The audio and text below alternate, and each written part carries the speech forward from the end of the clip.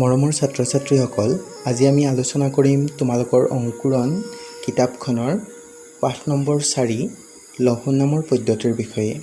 এই পদ্ধতি কোনে লিখিছিলে জানানে?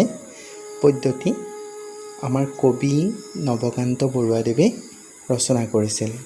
আহাচোন কবিতাটি আমি পাঠ কৰোঁ। লঘোণ। একোকে নেখাওঁ আজি, একেবাৰে ভোক নাই, আছে যদি আধা খেৰ চিৰা দিবা ভাল চাই। দৈ মোক নেলাগি, গাখীৰৰ সৰ পালে, খেজুৰীৰ গুড় নেকি লৈ আহ এইফালে। নাই যদি মালভোগ জাহাজী কলকে আন, আৰু একো নেলাগেই এয়ে হ'ব জলপান। আজি যদি অহা নাই ভীমসিং পালোৱান, তাৰ বাবে ভাজি থোৱা দুটামান আলু আন। পাপৰ আছিল বোলে আঙঠাত শেকচোন, আচাৰো ওলাব পাৰে বিচাৰিলে চুক কোন। ৰৌ মাছ ভজা আছে তাৰো দুচকল দে, এই হ'ব লঘোণত আৰু একো নেলাগে। মৰমৰ ছাত্ৰ ছাত্ৰীসকল, এই কবিতাটিত কবি নৱকান্ত বৰুৱাদেৱে এগৰাকী ককাৰ কথা কৈছে।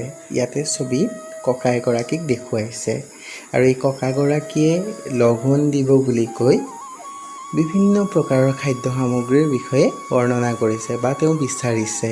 মৰমৰ ছাত্ৰ ছাত্ৰীসকল, এতিয়া আহাচোন আমি এই পাঠটিৰ প্ৰশ্নাৱলীসমূহলৈ যাওঁ।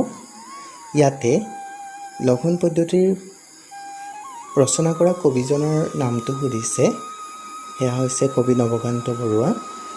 লঘোণ শব্দটিৰ অৰ্থ কি? লঘোণ শব্দটিৰ অৰ্থ আমি জানো যে উপবাসে থকা বা একো নোখোৱাকৈ থকা। ইয়াৰ পিছৰ প্ৰশ্নটোত সুধিছে, পালোৱান বুলিলে কেনেকুৱা মানুহ এজনৰ ছবি তোমাৰ মনলৈ আহে? উত্তৰটো হ'ব শকত-আৱত স্বাস্থ্যৱান মস্ত মানুহ এজনৰ কথা মনলৈ আহে, নহয় জানো? মৰমৰ ছাত্ৰ ছাত্ৰীসকল, ইয়াৰ পিছত আহিছে ক অংশৰ লগত খ অংশৰ কথাখিনি মিলোৱাৰ প্ৰশ্নাৱলী। এইখিনি ৰং অনুযায়ী তোমালোকক ইয়াতে দেখুৱাই দিয়া হৈছে। তোমালোকে বহীপাতত চিজিলকৈ লিখি ল'বা।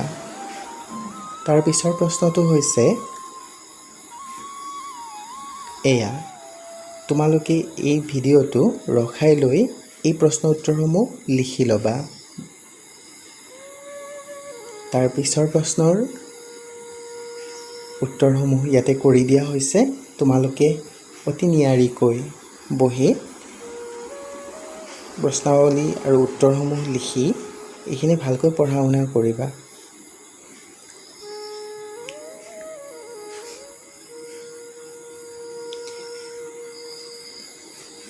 আৰু লঘোণ পদ্ধতিৰ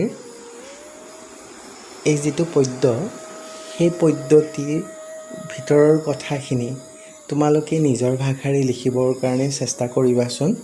লঘোণ শব্দটিৰ অৰ্থ হৈছে একো নোখোৱাকৈ থকা বা ভোকত থকা বা উপবাসে থকা, নহয় জানো? কিন্তু ইয়াতে গোটেই কথাখিনি লঘোণ পদ্ধতিৰ কথাৰ লগত সেই লঘোণ শব্দটিৰ অৰ্থটোৰ মিল আছেনে নাই, আৰু যদি মিল নাই, কিয় মিল নাই, কথাখিনি লিখিবৰ কাৰণে চেষ্টা কৰিবা তোমালোকৰ নিজৰ ভাষাৰে। আজিলৈ এই পাঠটিৰ আলোচনা ইয়াতেই সামৰিছোঁ। ধন্যবাদ।